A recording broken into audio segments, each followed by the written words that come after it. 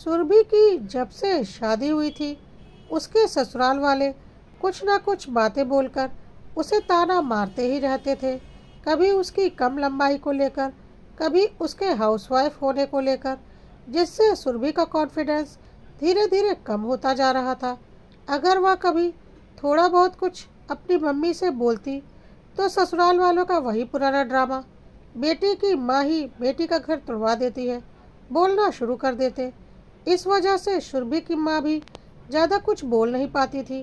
धीरे धीरे सुरभि डिप्रेस होती जा रही थी और अपने आप में ही सीमित हो गई थी। लेकिन ससुराल वाले सुधरने का नाम नहीं ले रहे थे।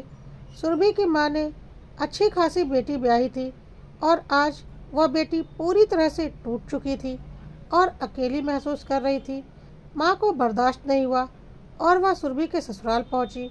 ससुराल में हमेशा की तरह सुरभि को उसके ससुराल वाले मिलकर ताना मार रहे थे और वह चुपचाप खड़ी थी। सुरभि की माँ ने बोला, जब सब कुछ देख सुनकर शादी हुई थी, कई कई बार आप लोगों ने सुरभि की जांच पड़ताल की थी, तो अब सुरभि में इतनी कमियां क्यों मिल रही हैं? ससुराल वालों ने फिर बोला, बेटियों की माँ ही उनका घर तुड़वा देती है। सुरभि ऐसे ही टूट चुकी थी।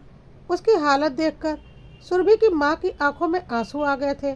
सुरभि की माँ ने एक जोरदार तमाचा सुरभि की सास को लगाया और बोला, हाँ, अगर बेटी को ऐसा घर मिले तो उस घर को बेटी की माँ को तुड़वा ही देना चाहिए। आप जैसे लड़के वालों को बस एक हथियार मिल गया है, यह बोलकर कि बेटी की माँ ही उसका घर तुड़वा देती है, बहुओं पर मनमाना जुल्म करने का।